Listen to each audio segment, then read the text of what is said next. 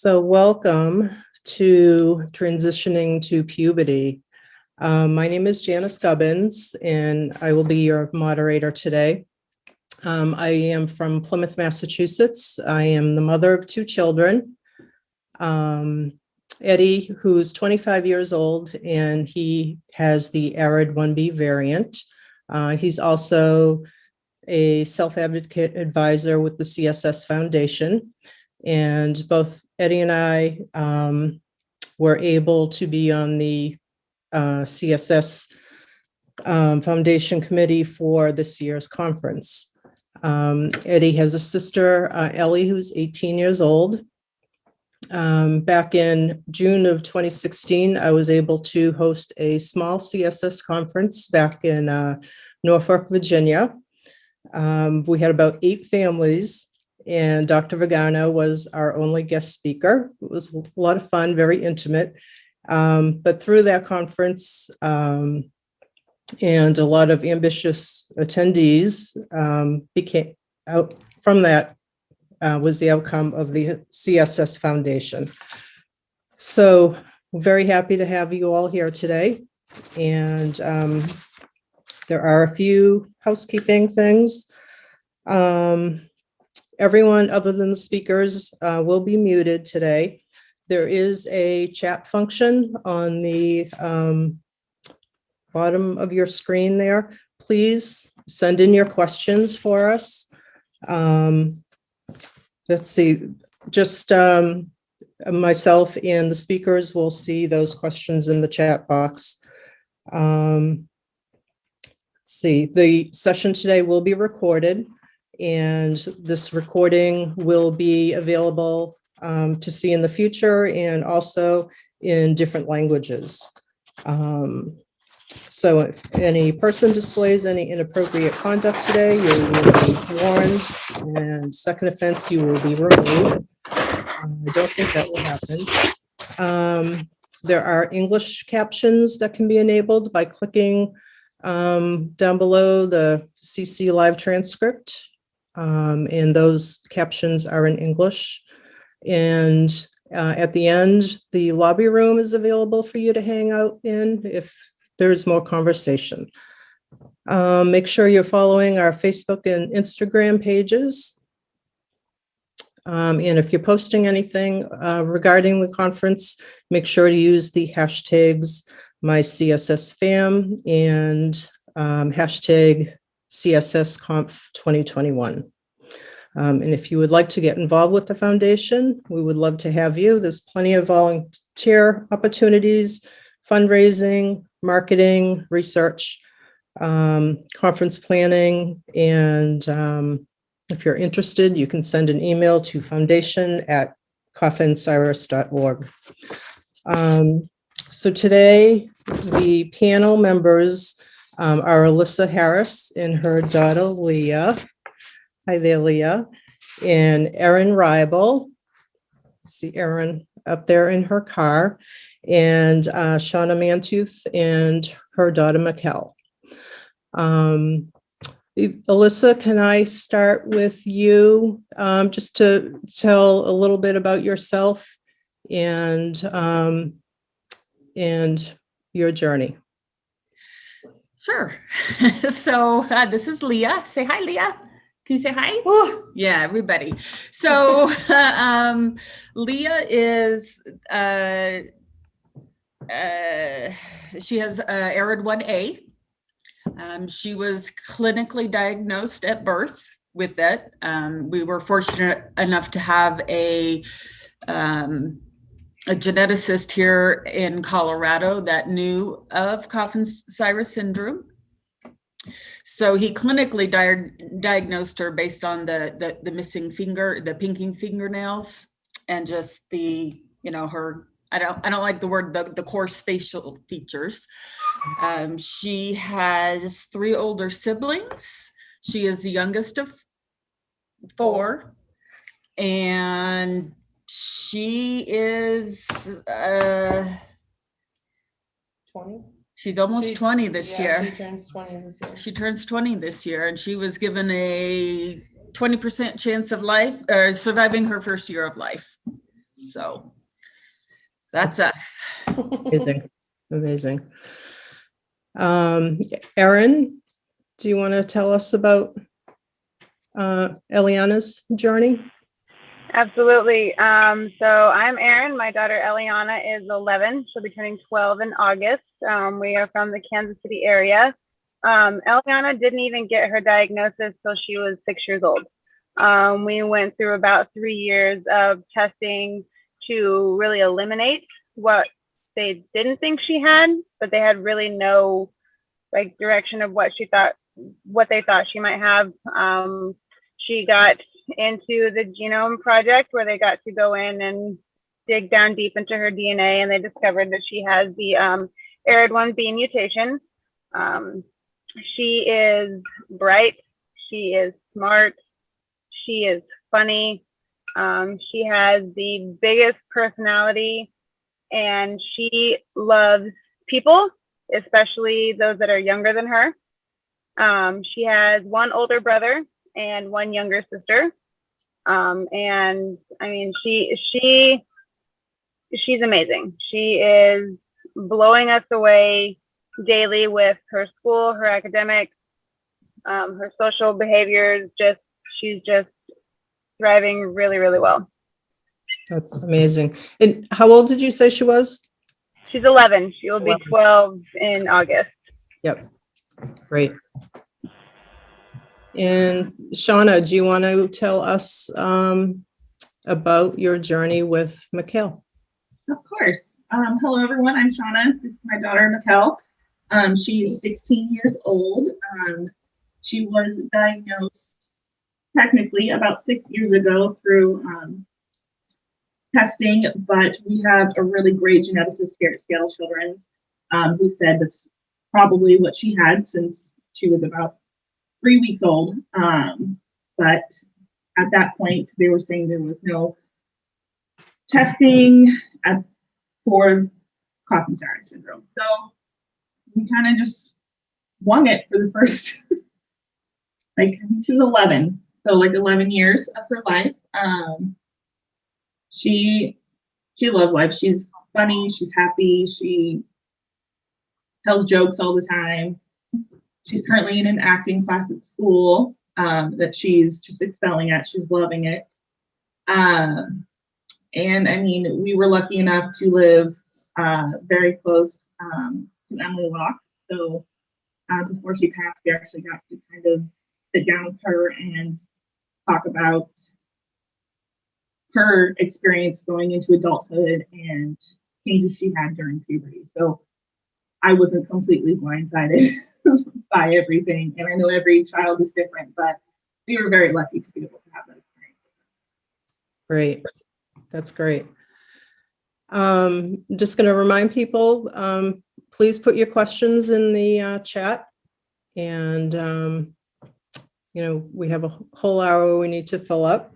And there's a lot of knowledge here. So would like to answer some questions. What challenges have you had this year with COVID-19?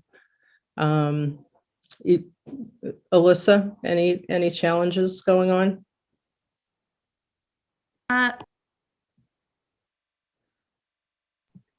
So yes, it has been quite the year. So Leah was actually, she's in the transitions program at her local high school. We decided that it was in her best interest to keep her going to school because we didn't know how online learning would look for her. She was exposed to COVID at school, and thankfully she did not get COVID from that exposure. However, she was with her dad and I are divorced, and she was with her dad that we do a week on and a week off. She was with her father, so I did not get to see her. I guess the Friday before I was supposed to get her back, my daughter Rebecca and her boyfriend Marius actually got COVID. and we lived together. So I think it was a total 5 weeks before I had Leah back. Oh, And wow. that was really difficult, but I never got COVID being in the same house. And Leah just completed her vaccination series a couple weeks ago. So she's completely vaccinated. Great. That's great. A long 5 weeks. It was a I long can't imagine. Yeah, Yeah. she missed her mama. Mhm. Uh, Erin, have you had any challenges this past year with COVID? Honestly, no. We took COVID really well as a family in stride with all the lockdowns and everything. We did a lot of homeschooling to end last school year, and we continued it through the summer.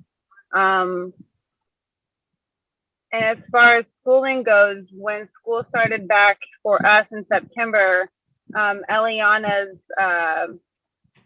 her case manager for school, her paras, and her special needs teachers advocated that she needed to be back in school with her services and everything. So how our school district did it here was the first, I don't even know how many months that Eliana was in school. So she's in 5th grade, which here that's middle school. Her and any other kid, 5th through 8th grade that required services. So any other special needs kids, those were the only ones in the building for the first probably 6 months of school. They were the only ones there. And then they slowly started introducing the 5th graders in. And then she's finally been able to go the last probably 2 months of school with her older brother. He's in 8th grade. So they're finally in the same building. But COVID, we had some quarantining, but mainly because we were indirectly exposed. We haven't been sick. We haven't shown any symptoms. We've been really healthy and just kind of thriving through things here. My kids are, all except my youngest, are adamant about wearing their masks. And I mean, we've just been handling COVID really, really well here. That's great. That's great. It's so wonderful too that she could go to school for those first 6 months and to have just that on hand Yeah. schooling, which is good. Yeah, it was really good for her. Yeah, because Zoom teaching is hard. It's very hard. Yeah. And Shauna, how about you? Did you have any challenges with COVID the past year? Not really challenges. She was out of school, when all this happened. Her grandparents live over in Idaho, so she got to take a little vacation over there for about 5 weeks while we were kind of in limbo when all that happened in March. She came back and did online schooling through the end of the year, which she's in a life skills class, so it's really hard to teach life skills over a Zoom meeting. Right. So September rolled around and the life skills classes were able to go back in person part-time, so 2 days a week. So we had her doing that. And then when cases started to spike, I think it was mid-November is when we kind of decided to transition her back to doing it at home. Luckily, I'm able to work from home this whole time, so it was an easy transition. And she just recently, within the last month, has gone back to school full-time. And it started with just the life skills class again, and now 2 days a week she's there with other children as well. So masks are fully required, and we're in the Seattle area, so our restrictions are still pretty tight with everything, but we were lucky enough to not be exposed. We really didn't go a whole lot of anywhere. I was pregnant through COVID and then having a newborn, and then a special needs child, just kind of, we hung out at home a lot, and that was about it. So we didn't have any issues, but except for the distance learning, but we made it through. That's great. I know a lot of challenges, but we can do it. So I do have some questions. Thank you very much, everyone.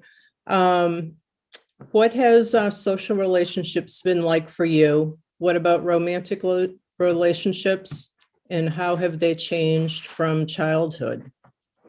Alyssa, and I can read that again. What has social relationships been like for you, for your daughter? What about romantic relationships, and how have they changed from childhood? Well, Leah, she's a very social. She actually thrives on, she's more close to boys than she is with girls. I really, she's always had a boyfriend in school and everything, but she is not, she's nonverbal. She doesn't go out. So they're, really the only changes or when she switched schools and would find a new boyfriend, but going through the whole puberty process is a whole different thing. But she doesn't date or anything like that. Yeah, just friends. Yeah, just friends. Yeah, and that's good. Erin, what about Eliana? Again, Eliana is a social butterfly, and she is very girly. She loves her dresses. She loves her jewelry. She loves being a girl, but would wear a dress and play tackle football if I let her. Like, she loves to run with the boys. She loves to wrestle. She's got an older brother, so that's like their love language. That's how they communicate is wrestling. As far as dating, I mean, she's 11. She comes home and she tells me about this boy that likes her, has a crush on her. And do you even know what that means? And she's like, no. Okay. Her brother, my son, has some friends that are really, really good to Eliana. They treat her with a lot of respect. Every time she sees them, they light up, they give her hugs, all this stuff. And she jokes that she's going to marry them. Probably not, but she just loves people. The idea of dating, I don't think means anything to her. I don't think honestly it ever will. It's just things that she hears people talk about on YouTube channels that she watches, or her little sister who's only 7 will ask her about having a Valentine, and she either, but I think it's just those social things that they hear their friends talking about, so they think that's what they should talk about too. But Eliana doesn't have a boyfriend. She might think she does. I don't know. I find it hard to believe. She's so sweet. Shauna, how about you? Mikel is so social. High school has been just crazy for her.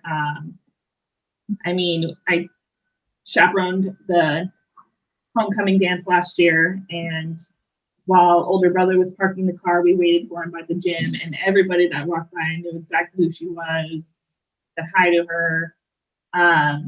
As far as romantic relationships, she did have a boyfriend in middle school when she was in 7th grade. We kind of sat down with her teacher at the time, and he wanted to talk to us, both the parents, about it, because they were holding hands in line when they would walk places, but they always monitored it, and it kind of stayed at hand holding.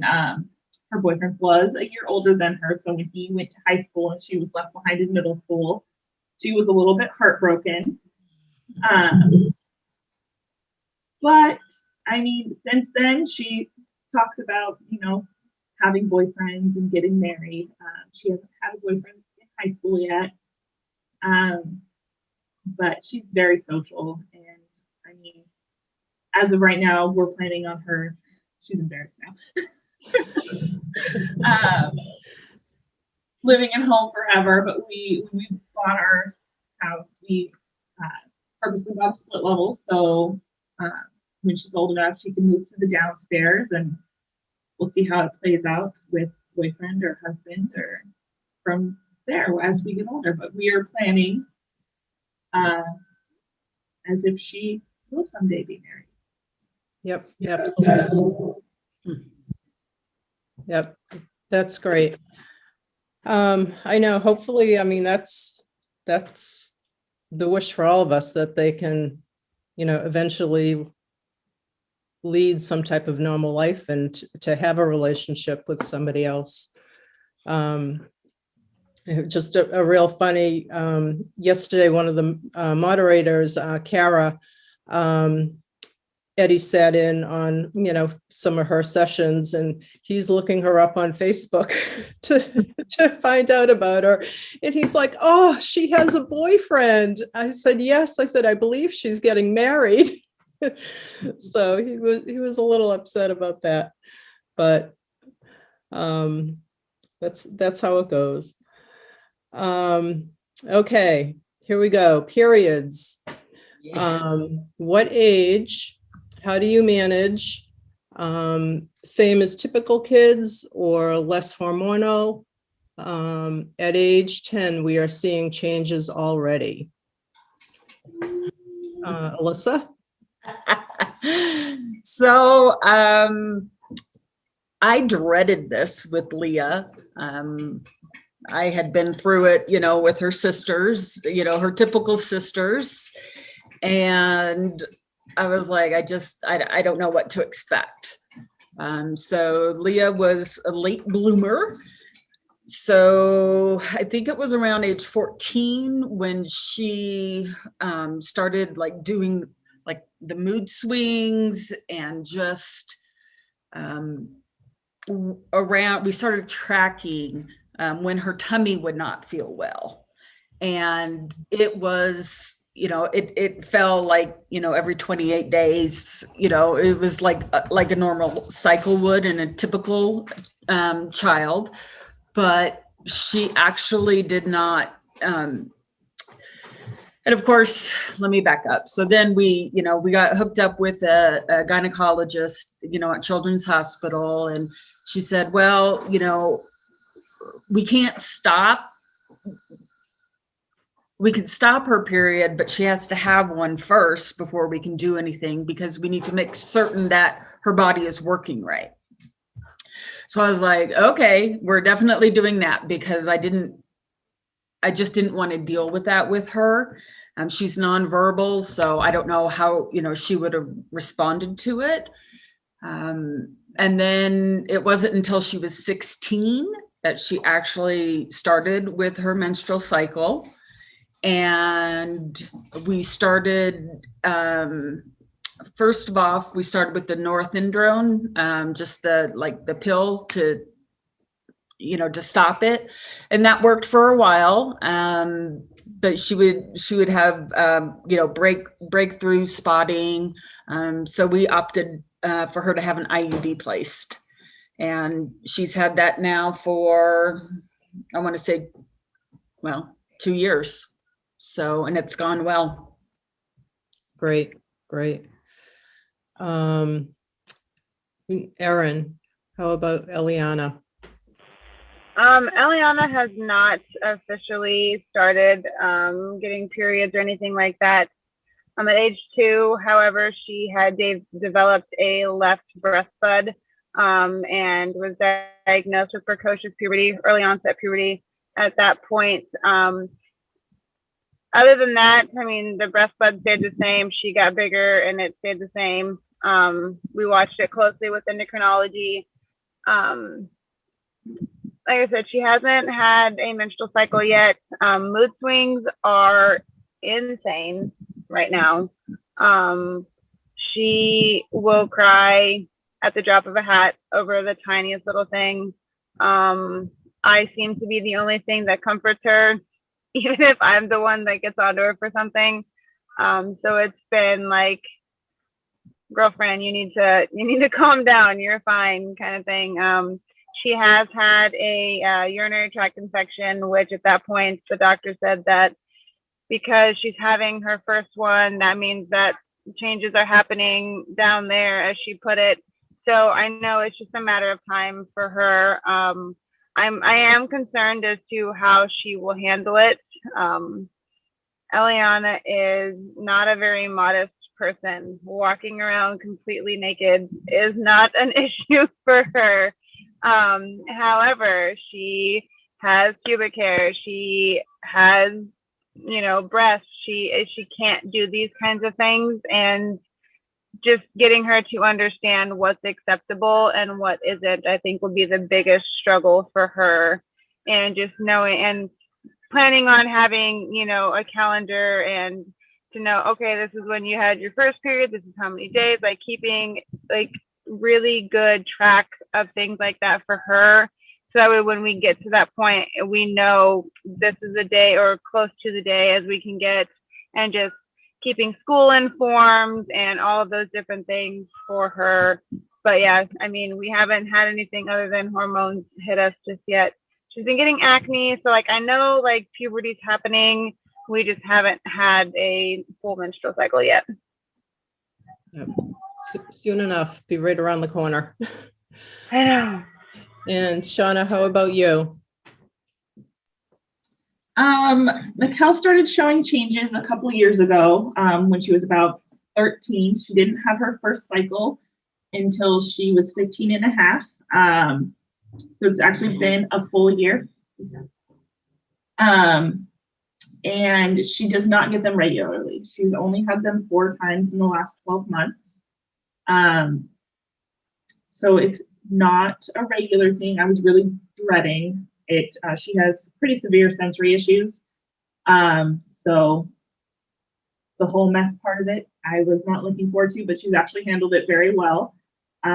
She does get pretty crampy every month, around about the same time. And when she does have a cycle, it's pretty bad cramps for a few days leading up to it. She gets really bad tummy aches. So we've kept her home kind of around those times, just so school doesn't have to be a part of it. She's pretty good about privacy.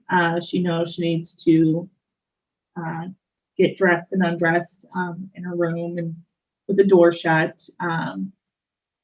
But yeah, she's so far so good. We have talked to a few doctors about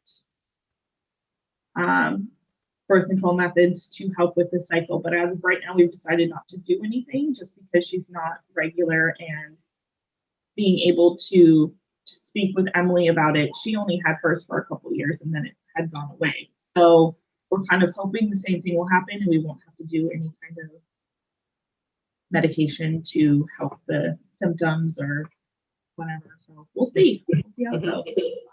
Yep, good. Now for her pain, do you give her Tylenol to help her with the cramping, or?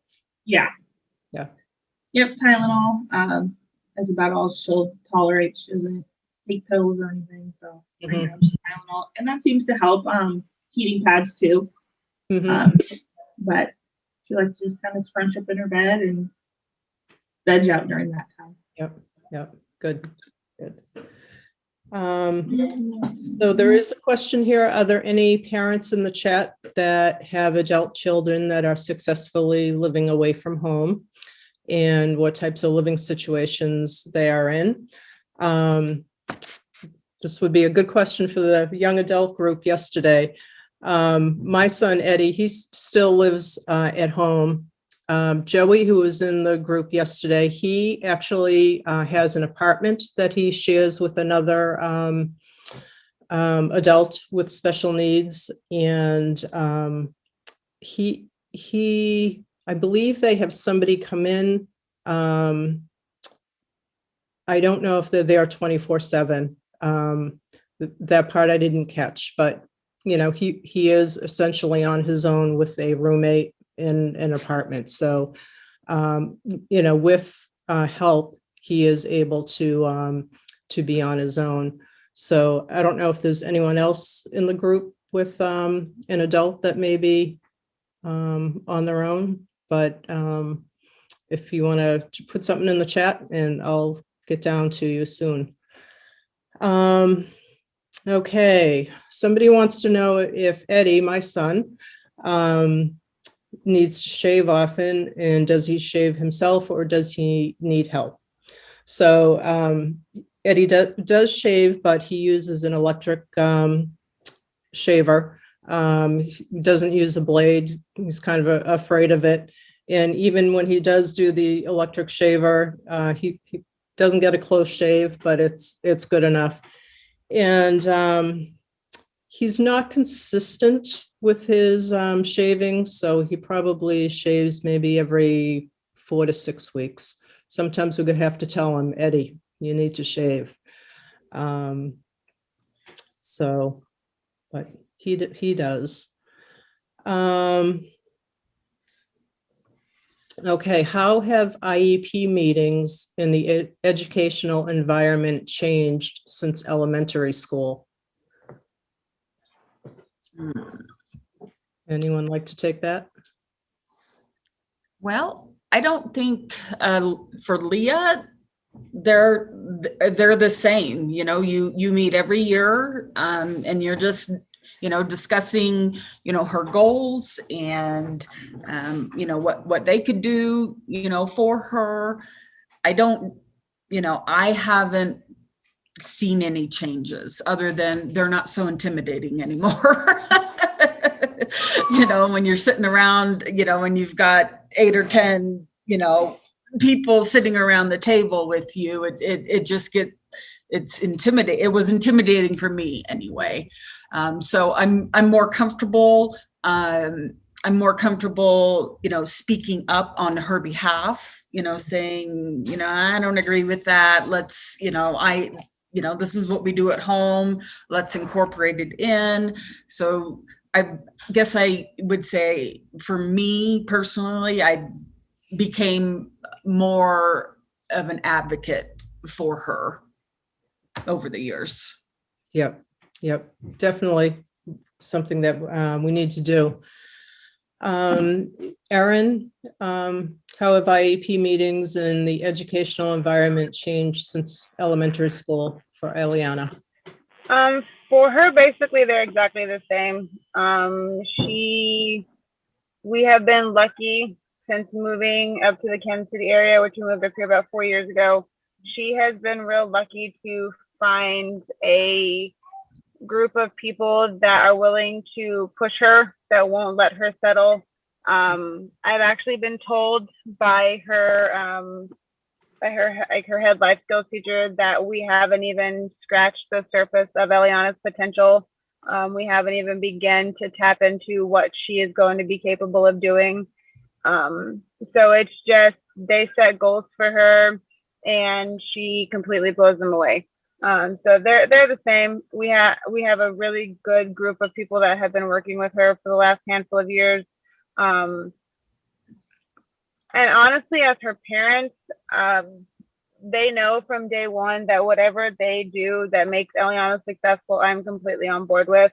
If there's anything I can do at home that will reinforce what they're teaching at school, you know, give me the resources, tell me what you need me to do. But I have always been that parent who, as long as she's meeting goals or exceeding goals, what you're doing is working. She's not coming home and complaining. She's not frustrated. She's not being bullied or picked on or anything like that. So we've just been lucky to find a really good school district that has a amazing special needs program. That's great. I know I was always that mom that was intimidated too. It's like I didn't really know, okay, are these goals that they're setting, are they appropriate? It was like I didn't really know. So I as well just kind of went along with them and you know, at home improved on what I could improve on with, you know, speech and OT and other outside therapies. Shauna, how about you? Ours have gotten a lot smaller, which has been great. When she was younger, Mikel, when she was a baby, she was in the hospital for the first 4.5 months of her life. She had a tracheostomy, she had a feeding tube, she had all kinds of surgeries. So it took a long time for her to kind of outgrow all that. So when she first started school, She had occupational therapy, speech therapy, feeding therapy, physical therapy. So over the years, as she has outgrown things and progressed, we've had less and less people involved. And now it's really advocating for her. We've kind of moved away from education skills more to life skills. So this last IEP, for an example, is, they always have math skills and all that. And the only thing we're really going for now is money skills, knowing how to count change, how to count money. So she goes grocery shopping or clothes shopping, whereas we're not doing the daily math skills anymore because she just gets frustrated. And I feel like it's a waste of time at this point. We have only a certain amount of time left, and we really need to focus on actual life skills for her, whereas the day-to-day education pieces are not as in the forefront. Mm-hmm. So it's been nice. We don't have her life skills teacher, usually the assistant principal, and her counselor now. So it's nice and not as intimidating as they used to be when she was younger. Yep. Yeah, those life skills are important.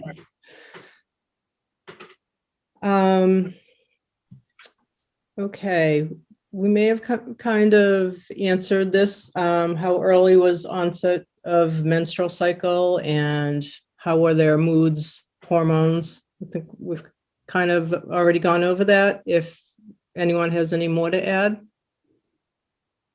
we can do that.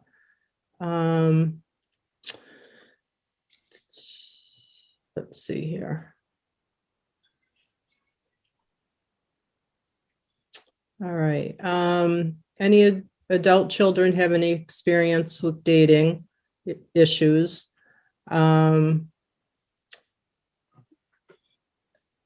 see. Eddie hasn't really dated. I'll start with that. I know he's 25. I mean, he's gone to, the school prom and the school dances in his college. He didn't actually have a date per se, all the kids would just gather together. But he himself hasn't had a date really. So I don't know if you three have any other input on that. Not really, but I have a fun story to tell. So Please do. Leah had a promposal for her junior prom from one of the kiddos, or best friends with her mom, with his mom. And so that was really cool. They took her to prom and it was fun and she had a blast. But yeah, nothing other than that, nothing. She hangs out with my mom, and going for ice cream is a date. Yep. That's good. Promposal. Yes. Okay, for the girls, how have you managed menstrual cycles with regard to regularity? And then what are your thoughts on birth control and the like? So we may have kind of talked about this. I think that, for us, we chose to go birth control and then the IUD route, Yep. just because Leah is pretty, I would say 95% dependent on us, getting her dressed and changing her. She is potty trained, but not at night. So it was just one of those things where we felt it was one less thing that she had to deal with. So that is why we chose the route that we chose. So, and with having the IUD placed, of course, it was done under anesthesia with a different, we piggybacked different things with it that she needed to have done. But her, I don't know, I always say, she does have the typical sassy, mood swings, but they definitely lessened once we started on the birth control. Okay. Thank you. You're welcome. What age did everyone stop getting taller? I think Leah stopped already. In At 4'9". Yeah, 4'9". 4'9", yes. Yeah. Yeah. And Erin, how about Eliana? I think Eliana's just about stopped growing too. She's about, I'd say about 4'2". I think she's pretty much done growing. I mean, she might grow because we're still like early in puberty. She might grow. Her projected height, based on my height and her biological father's height, is 5'6". I don't think she'll make 5 foot, but we'll see. Mm-hmm. Yep. So yeah. And Shauna, how about Mikel? Well, we thought she was done growing. She's had a few surgeries on her knee. She had to have growth plates, blockers put in. She was growing inward, so she would dislocate her patella a lot. So we had a doctor go in and do that because her growth plates were almost closed. But since those surgeries, she's grown about 4 inches. Just in like the last couple of years. So she's about 4'10" right now, and I think she's done finally, but she definitely grew a lot after her final surgery, which kind of worried us a bit. But yeah, I think she's done, hopefully. And then as far as, everything else. Okay. I do have a little story on height with Eddie. So when he was 18, his jaw was kind of off. So we decided to have jaw surgery for him. And he had upper and lower surgery, and, it straightened out his jaw. He had braces, his teeth were straight, everything was good. And over the course of the past 4 years, he continued to grow on his right side, and a little bit on the left. So his jaw is back crooked again. So, and here he is 25. So, at 18, when he had the surgery, we thought he had stopped growing. There was really no reason to think that he was still growing. So we had a bone scan a couple of years ago, and it did show that, there was some growth going on there. We just went for a second bone scan a couple of weeks ago. I don't know the results of it yet, but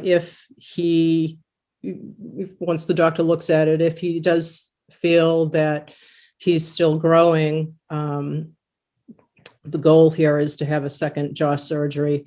If it shows that he's still growing, they may have to go in and scrape the growth plate or to remove the cells that are causing the growth.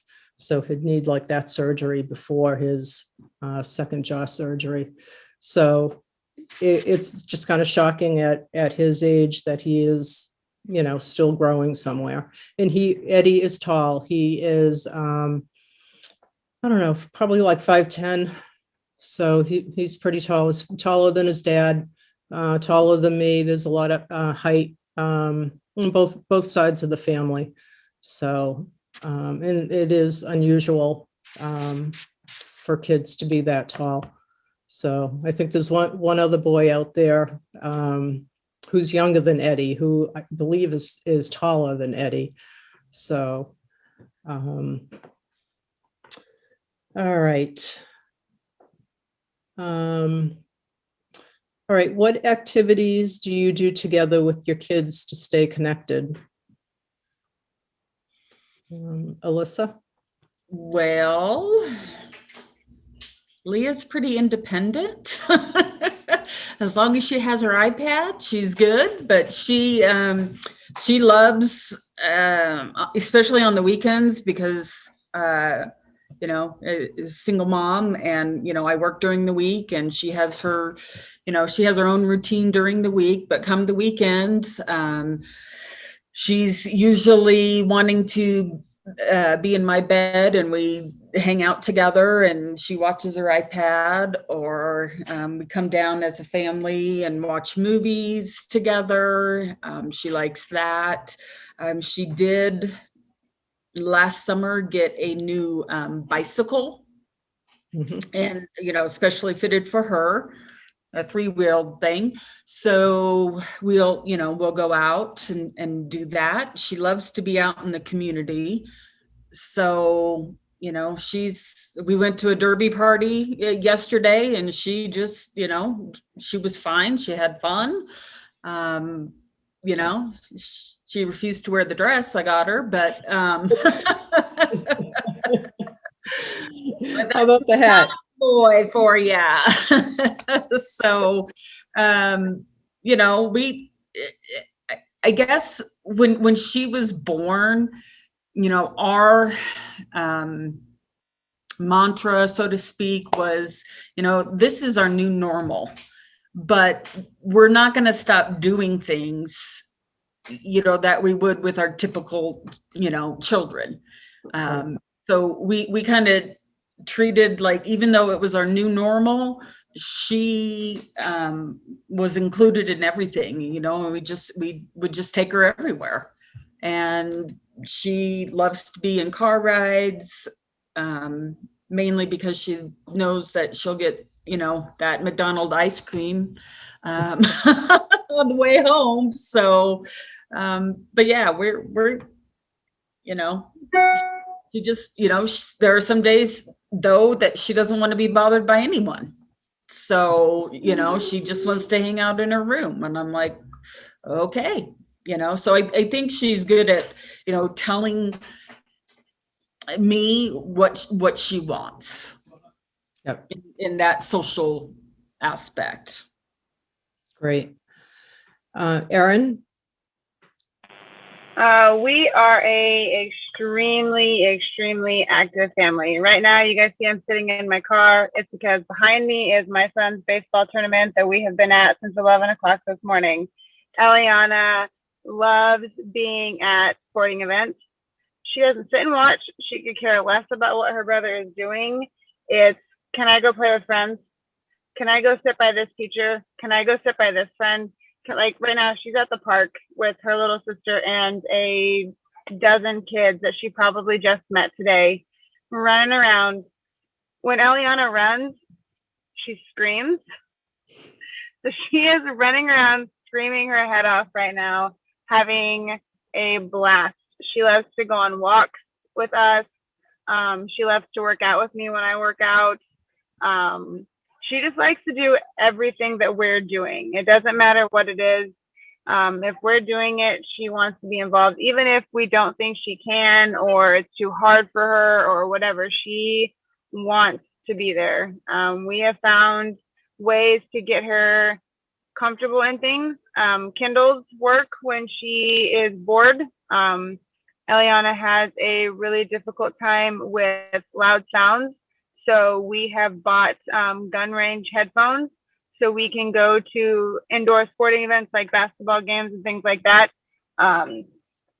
Snacks, we bring a lot of food to a lot of places. She spends a lot of time in the car, does not necessarily like it. That seems to be when we have the most bickering back and forth between the kids. I need my space. Don't look at me. You're touching me. Typical stuff. But I mean, she's got an older brother who's doing 2 sports right now, a little sister that's doing a sport. she's pulled everywhere we are, and it doesn't seem to faze her one bit. Yeah, that's great. That's great. How about you, Shauna?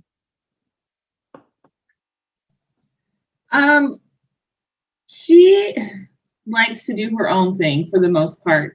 She's happy with being in her room. She has a smart TV, so she has all of her favorite apps on there. So she likes to be in her room a lot, kind of her own thing. She's really not into loud noises or anything as well. So older brother sporting events were not fun for her, but she would go. And we just hook her up with a tablet and her headphones, and she'd be okay.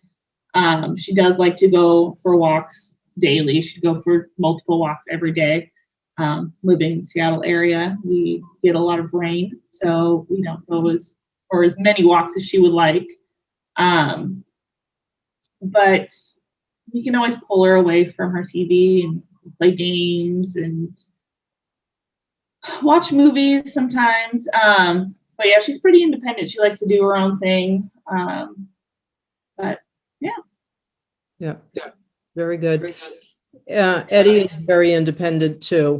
He'll sit at his desk and he'll either be watching YouTube videos or his TV shows on Netflix, video games. He'll be on his phone doing video games. You know, he does go out and take walks. He likes doing that. And I mean, together it's like we're always working and everyone's, you know, going which way he works or he's in school or I don't know. It's not a lot of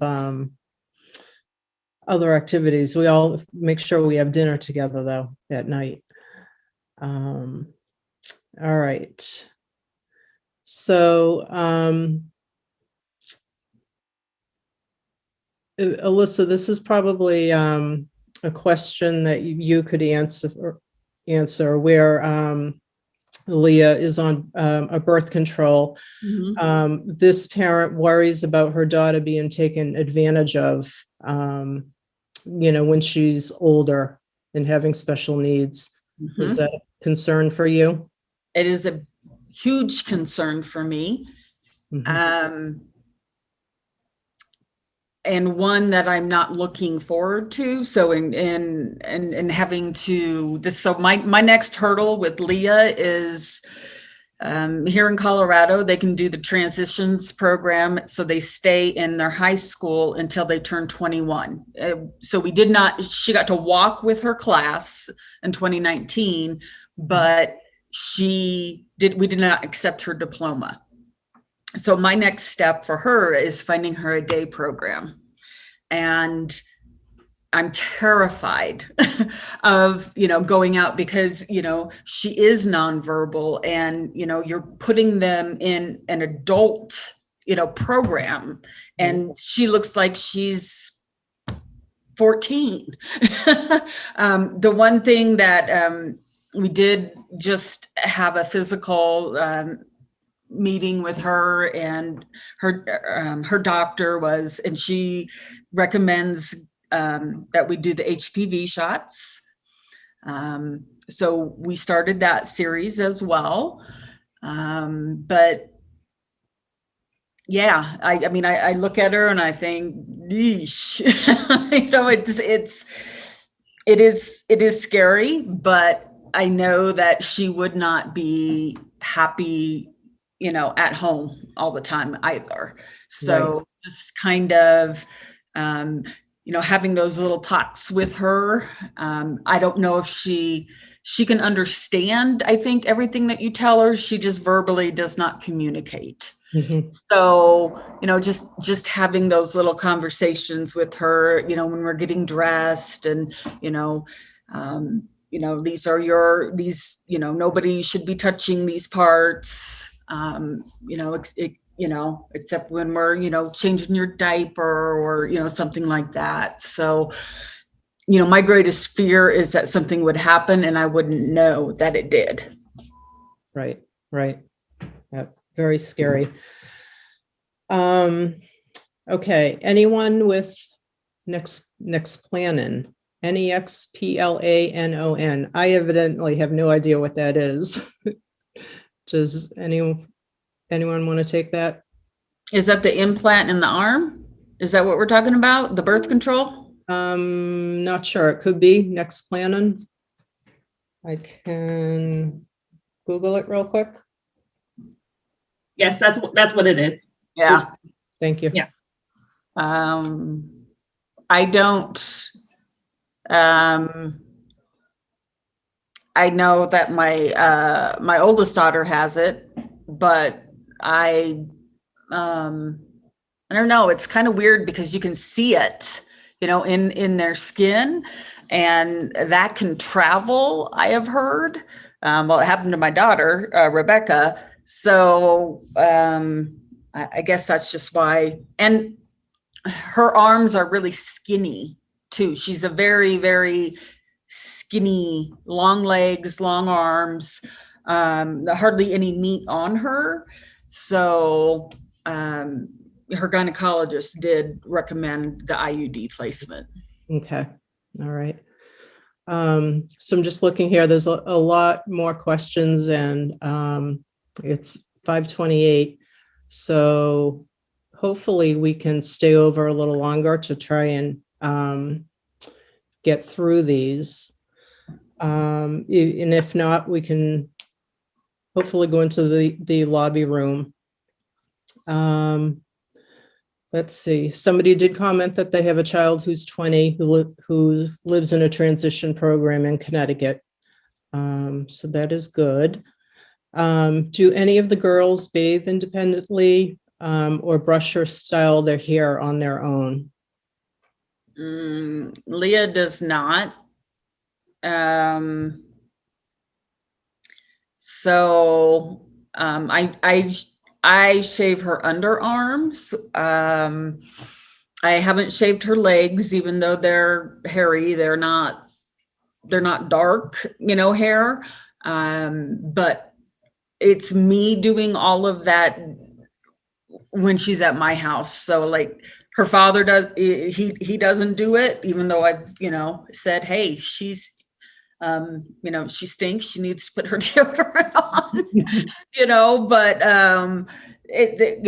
what I'm finding is that the hair growth back it takes a lot longer. It's not, every couple days, so she can go like 3 to 4 weeks, and I'm like, all right, lift up your arm, and she does, but she does not bathe independently. She can help get dressed, and I do her hair every day. She can't do that. Yeah. Erin, how about Eliana? Eliana has been bathing independently for about 2.5, 3 years now. She showers. When she started taking showers, I was in there helping her rinse and, verbally walking her through what she needed to do next, and making sure that she got shampoo out of her hair, conditioner out of her hair. Within the last, probably 6 months, we have shaved Eliana's head. She has been rocking a buzz cut for a while. She loves it. So as far as that goes, we have to do her hair. But she showers by herself. She knows what she needs to do. She brushes her teeth. She gets herself dressed. She's as close to typical as she can get. She's extremely independent. I really like anybody helping her. As far as shaving her armpits, I do that. I'm a little nervous because in one of her armpits, right where her armpit hair is, she has a skin tag, and I'm concerned that I'm going to nick that or cut that or something. So it's not very often do we shave her under armpits. Put a t-shirt on, you're fine, because I'm concerned that I'm going to hurt her, and I don't want to do that. But otherwise, she's as typical as she can get with bathing herself. She makes sure she wears her deodorant. She brushes her teeth, brushes her hair, all that stuff. Great. And Shauna, how about Mikel? I do it all. One thing she does do now, which I still have to remind her, we try to have like a morning routine with deodorant and teeth brushing, and she does do that. But bathing, I do that. I brush her hair because she hates it. I don't know if you guys kind of saw, she's got wild, crazy curly hair, and it's very unmanageable. We've tried cutting it shorter, it just makes it worse. So, but yeah, I do it all. We haven't started shaving yet. She doesn't have a lot of hair besides on top of her head, so we've been pretty lucky with that. But bathing, I do. Hair, I do. I do allow her to brush her teeth in the morning, but I make sure before bed at night when she does it, I go in there and we brush really good, because she doesn't do the best job, but we are trying to have her be more independent with things that she can do. So. Excellent. So we did get the okay. We can continue until our closing ceremony at 6. So we hope you can stay with us here. What has been your journey with academic inclusion, and how has that impacted and set your child up for adulthood, if it has? For us in elementary school, she would go, to a typical classroom, but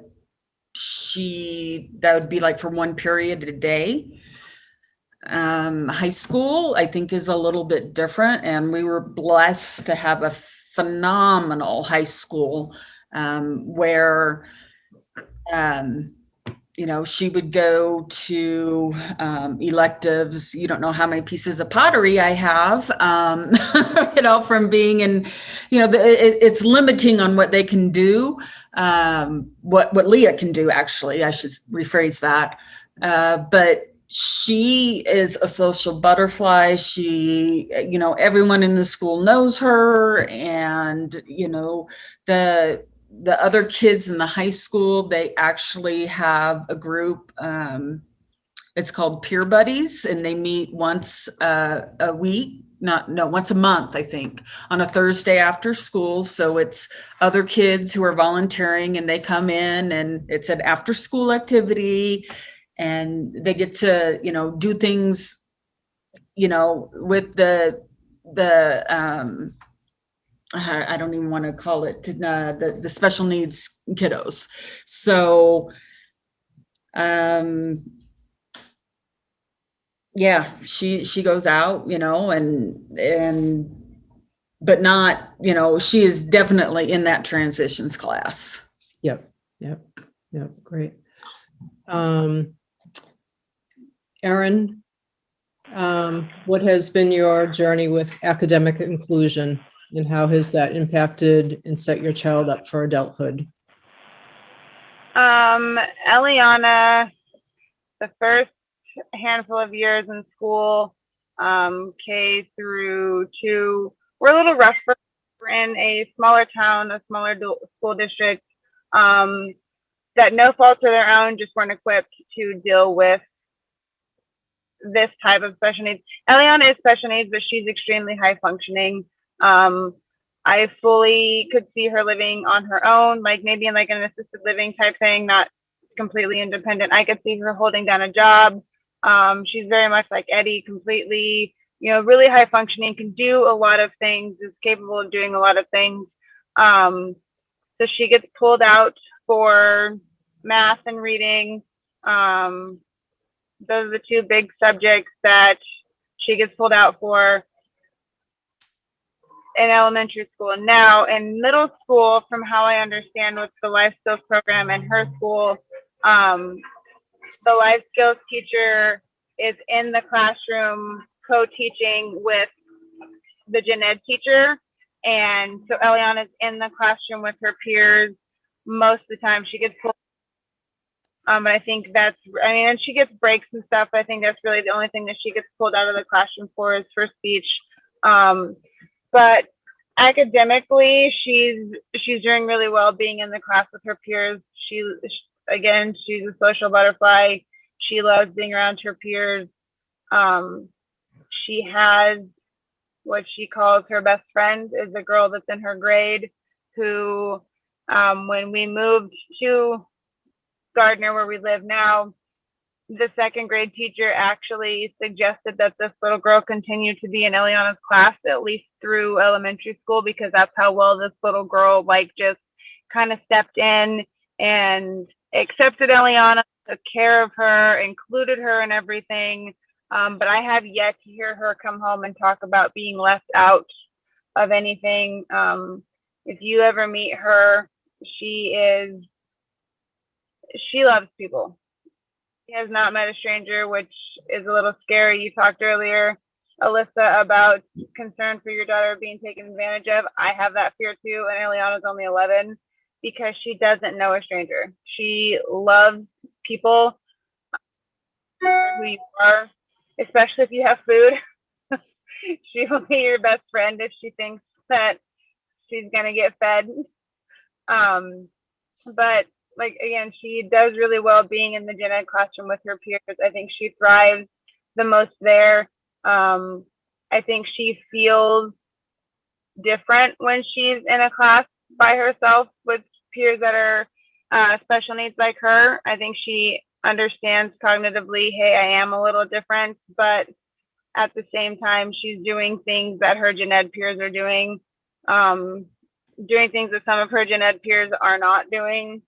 So being in the classroom with her gen ed peers has been super beneficial for her. Awesome. So good. Shauna, how about Mikel? Mikel is in her life skills class almost full time. She does have 2 electives where she goes, and she does have a support person that does go with her. So she gets that interaction time with gen ed, but for the most part, she's just been in her classroom because she needs a lot of support. She's a free spirit, so if she doesn't have someone with her, she will wander off campus and has no stranger danger as well, and will get into a vehicle and just go with someone. There's been plenty of times when we're at the grocery store and she will just grab someone's hand and be like, I'm going with you, has no idea who they are. So you always have to have an eye on her. But yeah, she does go to her elective classes with help. Yep, great. I do want to mention with Eliana that she does have one-on-one. She has a one-on-one peer that follows her around all day. I think she has one in the morning for her first half of her classes, and then she has a different one at the end of the day. But she has a para that is with her throughout the day to keep her engaged, keep her on task, keep her where she needs to be, all those things. Wow, that's amazing. That's great. Ellen did mention here, in the Netherlands, there are a couple of adults living in an assisted living home. I am not one of them, but I am happy to make a message on the Facebook group and tag those moms, the moms that I know that are not on here. So yeah, Ellen, if you would like to do that, that would be great. Okay. How or when did she outgrow her G-tube? And Alyssa, I think this is for you. Does Leah have a G-tube? Yes, Leah has a G-tube. It was placed, I think, a month after she was born. And we have moved, transition from just she'll eat anything if it's, ground up, pureed. But so we only use it now for water. In 2017, I want to say is when it had grown, it was up too high, and so they needed to lower it again. So she did have that surgery. So she, she still has her G tube because she can't swallow thin liquids, even though I've tried, thickening them or whatever. She just aspirates them down. So basically all we use the G tube now is for liquids. If there's any liquid medication, but she can swallow pills if I just put them in like yogurt or applesauce. So yeah, I don't think that's something that she's ever going to get rid of. But we did have it replaced. Mm-hmm. Okay. So, I mean, literally from one hole, they made a new hole in the, so yeah. Yep. Okay. Wow. Shauna, does Mikel have a G tube? Not anymore. She outgrew it. She had it placed. I believe she was 8 weeks old when they finally pulled the trigger on doing that. Hers was because she had severe reflux, and everything that went into her stomach just kind of came right back out. So she actually had a GJ tube. And when her reflux went away, she outgrew the reflux first, but her sensory issues were so bad we couldn't get her to eat anything by mouth. So she kept the G tube until she was about,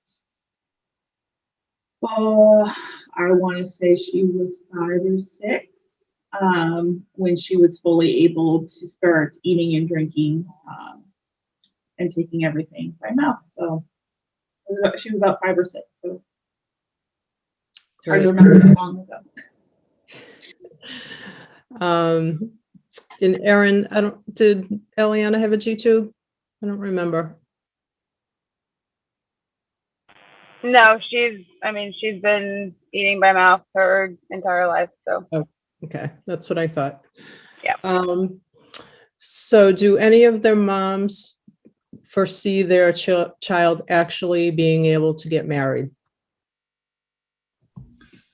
I do not.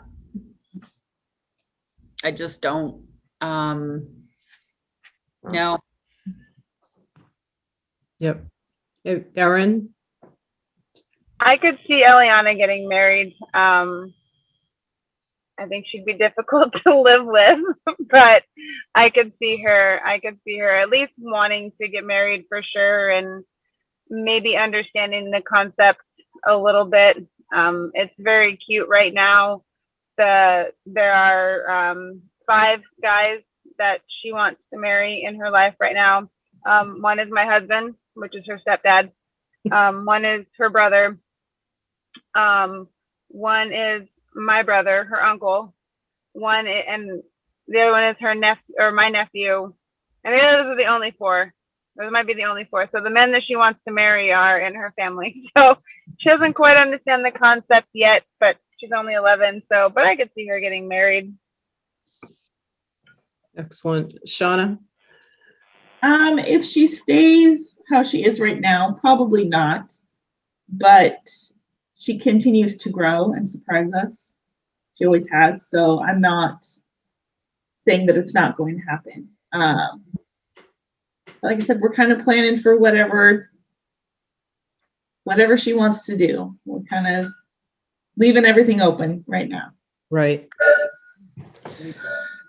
And as far as Eddie's concerned, I don't know. Would we like that for him? Absolutely. It would need to be a situation where, if it was another special needs adult, that they were supervised as far as taking care of an apartment. And then as far as the sexual part goes, I would think would have to do a snip in whatever situation on the other side, because I don't think we would want to take the chance of, bringing another,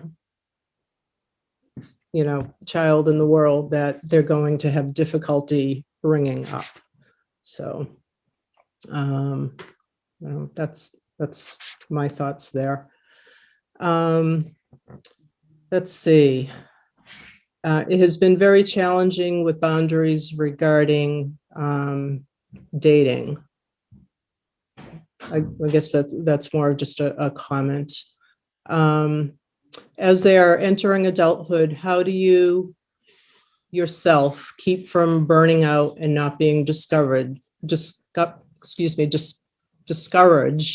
that they may live with you forever?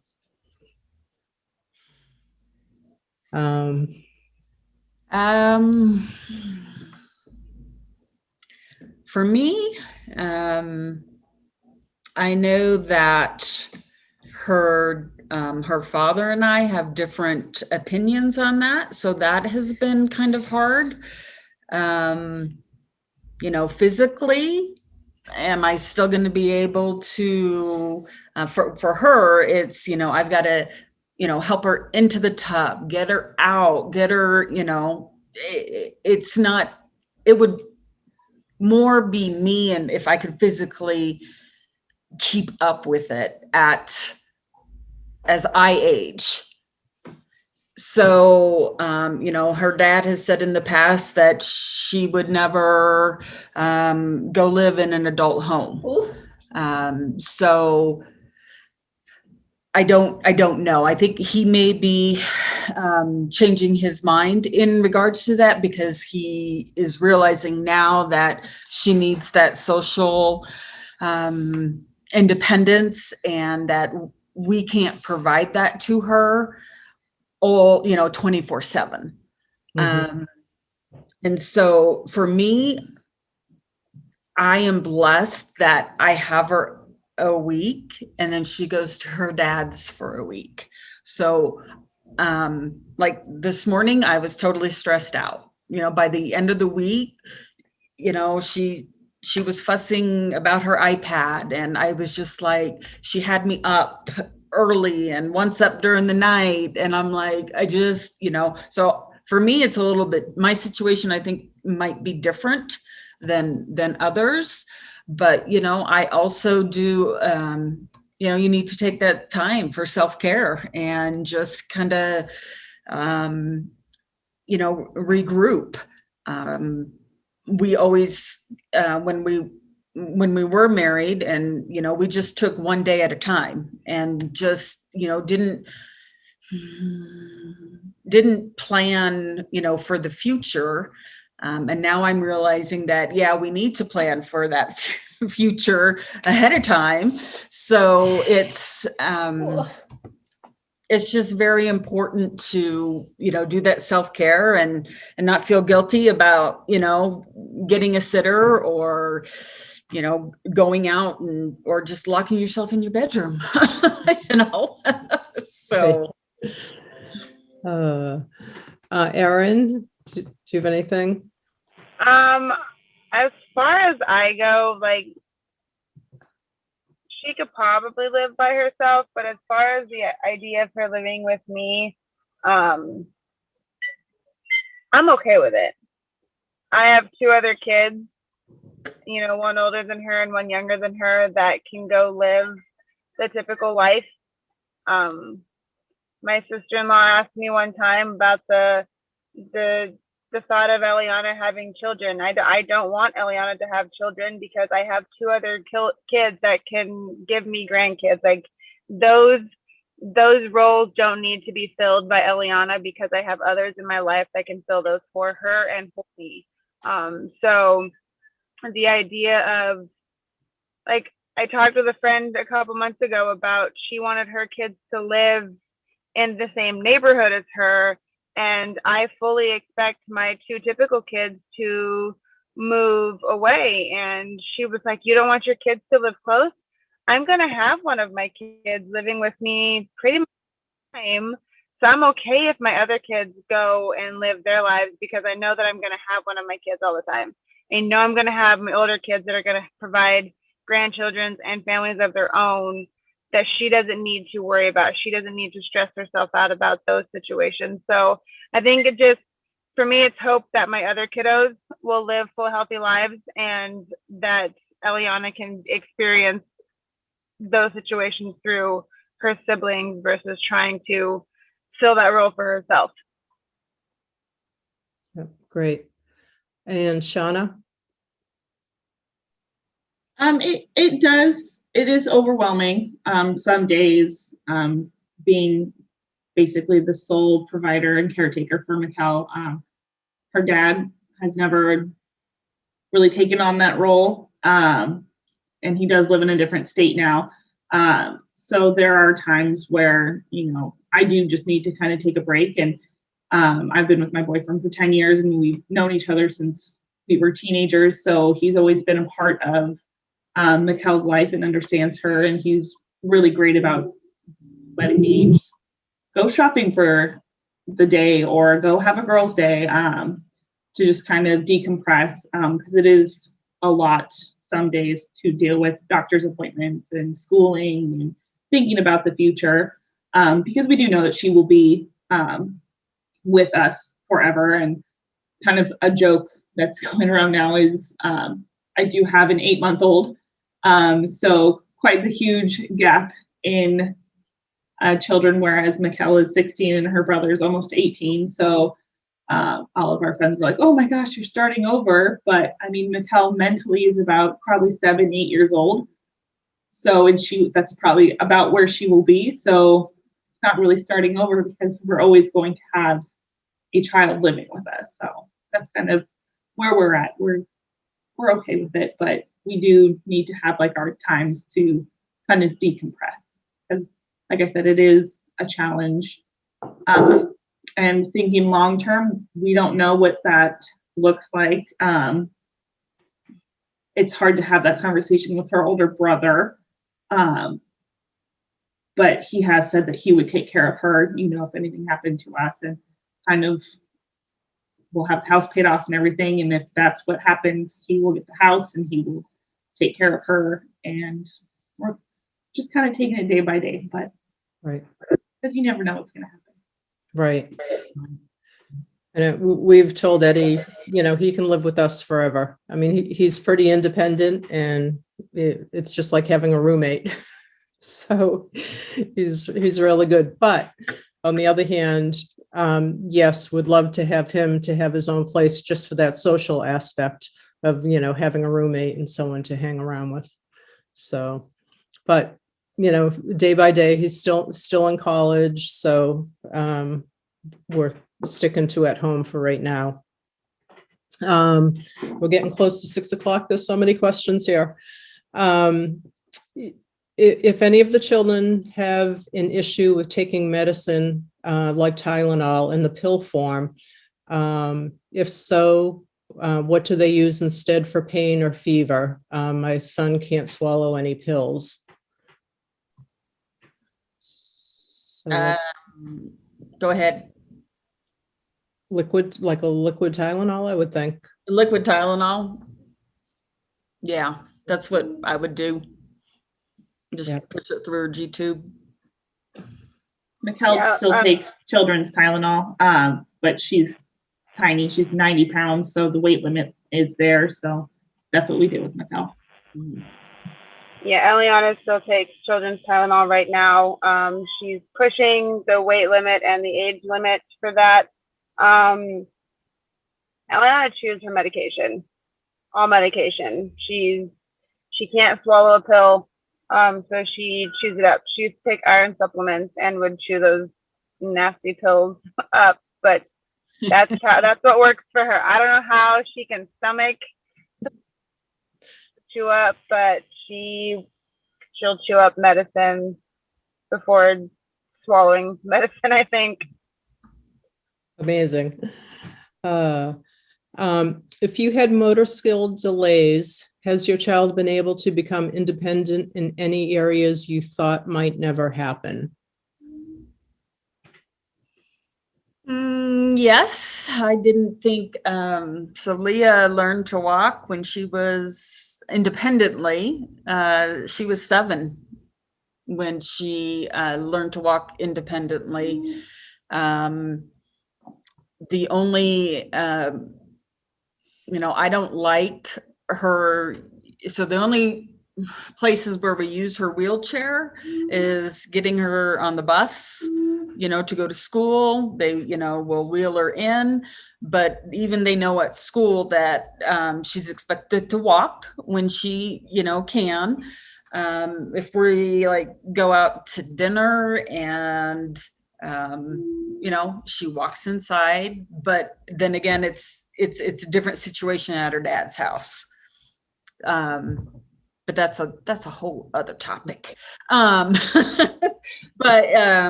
I like to promote that independence, definitely. Yep. Erin? I think the main thing for Eliana was walking. She didn't walk until she was almost 3, and oddly enough, from the time she was born, she hit every milestone she was supposed to until it came to walking. That was when she just kind of stopped developing in those forms. And that's honestly what triggered having her seen by genetic doctors, because we were in having her hearing tested because they thought maybe she was, partially deaf, and that's why she wasn't walking and had really bad balance. And while we were in getting ready to see the ENT, the nurse asked us if we had seen genetics, and we were like, for what reason? And she was like, no one's ever talked to you about her dysmorphic facial features. And we were like, what does that even mean? And she was like, oh, okay, I'm gonna have you go speak to genetics when you're done here. Okay. And so that kind of jump started, our journey of figuring out what's quote unquote wrong with her. But I mean, walking, otherwise, like you said, she's high functioning. There are some things that she can do that I never thought she could do, but that's more like academic wise. She's always been a typical kid. I think having an older typical brother that's really pushed her to do some of the things that we didn't think she'd be able to do. But otherwise, I'm looking at her right now because she's standing outside the car. So I'm looking at her. But otherwise, she's she's doing academically is the only real place that she surprises me. Yep. Okay. Now we may get bumped here. I've got 5:59 and the next session does start in a minute. So Shauna, I don't know if there's anything you can add to that. I'll try and I don't know if I can. We're gone. Are we gone? No, we're not gone. I don't know what just happened. I moved my mouse. I'll try and if I can grab some of these questions and for out in the lobby, and maybe we can answer them there. So actually, closing ceremony starts in 2. Well, that was 2 minutes ago. So starting now. So if you want to move on to that, you can. And if you want to stay here, we can try. I can go through a few more questions if you'd like. And I see a lot of people leaving. So I'm fine with answering questions like through Facebook or email, whatever. If anyone wants to reach out, I'm totally okay with that as well too. Yep. So. Okay. Same here. Yeah, same so here. I think we should say our goodbyes and head on over to the closing ceremony. So thank you, everyone. Thank you, Shauna. Thank you, Erin. And thank you, Alyssa. I appreciate all your knowledge and sharing your stories with us. Thank you for leading. This was great. This was fun. Thank you. Thanks. Bye now. Bye.